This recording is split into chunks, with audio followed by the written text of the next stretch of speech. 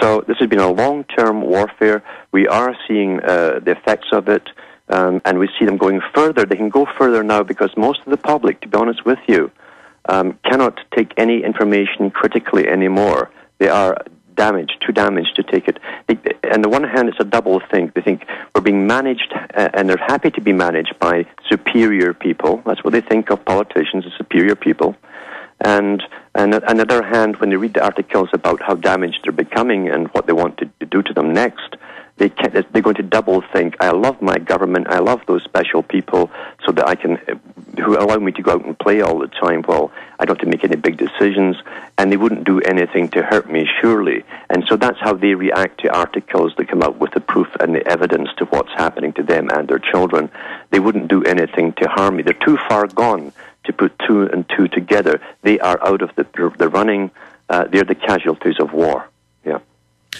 Well said, Alan. And while you've been talking, I'm just showing New York Times, LA Times, how great it's going to be to put lithium in your water, how great it's going to be to inject you. You'll never be upset again. This is literally destroying free will. And you know the housewives and the soccer moms are going to march their daughters and sons in, and Jimmy's not going to be bad anymore. He's not going to even be alive. He'll just be a worker that does what they're told. And it says the government's going to fix our malfunctioning brains to make us better workers. We're not going to get tired. Stress is meant to make you tired so you don't work to death. You're not going to complain. We are literally biological androids, and they're shooting all the cops and military up with it, and they're just gone. They're gone. You're right with the cops and the military. I mean, you've read the same articles, I'm sure, from one of the chief of police officers who belongs to the World Society of Chief Police Officers under the UN in the U.S., and he said himself that he and his men were now on testosterone implants under the skin. They get them renewed every month or so, and it makes them more aggressive. They're not brighter, that they're still being damaged mentally. And again, the Pentagon talked about that in Wired Magazine 10 years ago. They said, because we're drugging the water to make people servile, our troops are becoming wimps. We're going to have to supplement aggression drugs and testosterone, and then later amnesic so they forget the mass murder. And so now major police chiefs, like the police chief, the one you're mentioning is in Fort Worth, that was 3 months ago, said, yeah, we're going to go on roids. So they have to take drugs to re-masculize themselves because they've all been hit like the general public. Yes, but they've all been hit, but so they have no wisdom. Therefore, they're even more ruthless once they get high doses of testosterone. And so they're more lethal, they're more aggressive, and they have no wisdom. They have no humanity actually left in them. They're so dumbed down. So that, yes, they're aggressive, but they don't have the wisdom or the compassion to balance the two in comparison to the job that they're supposed to be doing. So they're very dangerous. They're great tools for them. And remember, this is the thing, that so many articles came out years ago saying the mind is the final frontier. The conquering of the mind is the final frontier. And that, of course, is what Kissinger and all the big boys were in. He wrote about that to an extent, little hints here and there in his book Between Two Ages in the Technotronic Era, where he said that through ELF waves and various other things, as I said, remember, all your cells are programmed by very tiny, tiny electrical currents, very tiny.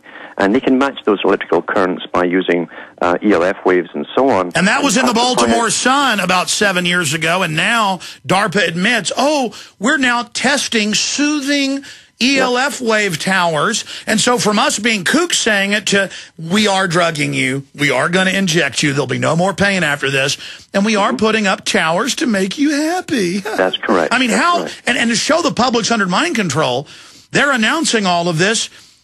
And notice only the illegal aliens can march by the millions because they've been in Mexico and haven't been on these drugs as long. So they're coming from a primitive society up here. And then meanwhile, Bloomberg announces all the major insurance companies are now taking people's insurance when they die and just saying we're doing it. They're now just stealing everything because they know, from your research, what percentage of the public has already been pretty much lobotomized? I'd have to say it's over 70%. Please continue. Yeah, I mean, everyone really, it isn't just the fact that you get one set of injections, it's the follow-ups and what they can actually do, and they've admitted this too in warfare principles, is they can release a chemical or something into the bloodstream, and anyway they get it in, food, water, whatever, spraying it from the air, which they're doing too. And that can literally that can cock. It's like cocking the trigger of a firearm. That can cock the body's system ready for a booster shot years down the road, and the booster literally kicks it off. A binary weapon. Yes, absolutely. These are so far advanced in this technology that it's incredible. And by the way, for years, Alan, just like you, all I do is read the research papers. They're all bragging about it. What do you make of Jonah Lear, who's a Rhodes Scholar and is an expert on psychology and neuroscience for Wired, The New Yorker, all the major elite publications? He also works for NPR. He's come out and called me a liar, saying that they're proposing putting lithium in the water when his own colleagues, including in Oxford, are calling for Prozac drugs, everything. And then even though the video he critiqued shows the mainstream news articles saying they're doing this and that these new virus vaccines go in and block aggression and anger and resistance, he comes out and just says he's a kook and wrote a story saying that I'm basically into the end of the world and aliens. I mean, he's not addressing me. He's not addressing I or you. He is addressing the zombies.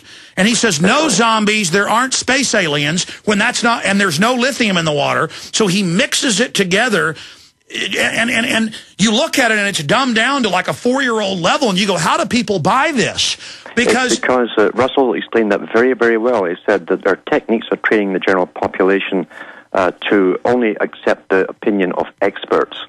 And, of course, once you bring up these celebrities who are experts with a lot of letters behind their names, you see, from official world-recognized organizations, that's how the public's been trained. That's the word they'll take. And unless you're up there with them, with all those multi-lettered numbers behind you, they're not going to listen. They've already been trained that way, listening only to experts. Look at the weather station.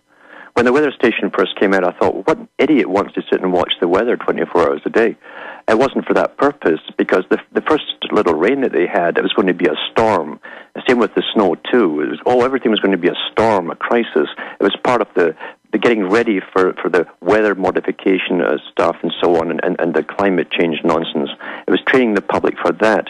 But also through their little ads that have, it's going to rain today, then they'd show you someone wearing a raincoat, and they're teaching like a child that you can't make a decision on your own. You must get an expert, even to tell you how to dress. That's why the news will say, it's going to rain today, so take out an umbrella, or it's hot out, drink water. And they talk, and I've noticed, like Congressman Stark and others, and Nancy Pelosi, they talk to you like you're a child with neuro-linguistic programming, and they talk to you, and then in town halls, they'll make little giggles and like faces like my grandmother would make to me, like little charming, oh, get in the car, little boy. But, you know, it's not grandma, it's these killers, and they're all been trained with the Delphi technique. They're just hardcore crooks. They are crooks, but I'll tell you another thing, too. There's a lot of people today, as you well know, who listen to nothing but junk news from the regular media, and the celebrities in Hollywood and all the rest of it, who cannot think for themselves anymore. They literally wait to be told what to think and what to talk about by the so-called experts, even if it's junk Hollywood news. All right, when we come back, final segment, Ellen, and I want to talk to you during the break. I want to get you back on for an hour and a half in the next 2 weeks, because you got cut short by my guys getting harassed at the local FEMA camp. Because I want to get you back on. This is so important. You're one of the leading researchers in it. I mean, I research it constantly, and I always learn something from Alan Watt. But I want to talk to him about when are they going to go with the real hot kill weapons like they've been using in Africa, because they really want to start murdering everybody. We'll be right back. We've launched Operation Poison Tap Water to expose that there is poison in over 70% of the U.S. tap water. Same thing in Canada, and now moving towards that number in England. They're spending sometimes $10 million or more in a small town to lobby to get this done because they care so much about your teeth. No, they're poisoning you on record. There is poison in the tap water. Here's the flyer. Download it. Post it everywhere legal. Give it to everyone you know, and it will spur debate in your area. You need to resist these people, and the article is up on Infowars.com. Watson's doing an expanded article. Poison in the tap water. Poison tap water. The Prison Planet article is sodium fluoride, poison in the tap water. The key article at Infowars.com is poison tap water. We're making that the #1 search term today. We've never failed. Thanks to you. Let's do it again. Let's have that fighting spirit that they're so afraid of. Alan Watt, we got 4 minutes. CuttingThroughTheMatrix.com. He's a big part. Of course, follow The Republic. Get 4 copies for $19.95. Buy one, get one free. Support us. Infowars.com. Alan Watt, closing this out. They're moving towards, some African countries have lost over 40% of their population with engineered AIDS. The globalists are talking about, they even said last week in the British papers, it's time to stop mincing words. We need to start getting rid of everybody. I mean, they're now coming out. They're getting really ready for the hot kill weapons. And so for the people out there that are laughing right now, you know, when they release these, if we're unable to stop them, I want you, at least while you're dying, to know who killed you. The news will be telling you Al-Qaeda did it. But how long until you think they really start the mass plagues to, because they've just been testing the soft kills up until now. They really want to devastate and kill a lot of people. Well, they do, and that was all part of the fake swine flu and other flu. The avian flu before that, too, remember, too, that fizzled off into and nowhere. SARS. It's getting as used to the idea that it's definitely coming. And that's what even the professors will tell their students in university. The plague is just around the corner, and so they will release it when it's the right time, when people are dumbed down enough to simply die off quietly and say, oh, well, what could they do? They tried their best. And most folk actually, unfortunately, will go that way. But it's coming. There's no doubt about it. It's coming. And remember, too, I've gone into bacterial and viral warfare in a big way over the years, and in all the writings that they've disclosed to the public on these topics from the governments themselves, they admit that for every plague that they create in the laboratory, and they've got thousands of them since World War II, they had lots during World War II, in fact, they created in the lab, they always must have, by international law, the antidote for them as well at every stage of mutation of virus or bacterium. So they have them, and the bigwigs themselves, of course, will get a real inoculation that will prevent them from catching it. And that's one of the incentives to get on board for those who are climbing the ladder, of course, is to get up there and to make sure that you and your family, that's promised that your family will also be preserved and looked after. But it's all in the name of bringing down the population, because you see, the useless eaters are now unsustainable. We are using the resources they claim that will feed their families, you know, the right kind of people's families who should survive, to feed them for thousands of years. So they must get rid of us now. That's what they're openly saying, and you're quite right. They are openly saying it now. They aren't hiding anything, yeah. Well, first they're going to collapse the population, give people inoculations for flu that have the viruses that will destroy the resistance centers. So what? I mean, if we don't back them off, I mean, they're already slaughtering people in mass in Latin America and Africa. They've been admittedly caught over and over again. What's the time frame, Alan, when they'll really start releasing megadeath on people? I'm sure, you know, like everything else that they do, I'm sure 9/11 was planned probably 40 years before they hit it. That's how they do things, a long-term business plan. Well, Northwoods was 40 years, about 30 years before, yeah. Yeah, and so they'll have a definite timetable. They'll know exactly when the public's ready to accept it, by how dumb we are and the polls they constantly take, and then they will release it. But again, I've already got reports on the last flu injections and how many people they've taken down with that alone, with chronic fatigue syndrome. I've gotten hundreds of emails and also see it in the news. They inject the baby goes into a coma, dies. Yeah. And it's like, that was wonderful. We murdered another child. We're the loving government. Alan Watt, great job. Thanks for joining us. Thank you, Alex.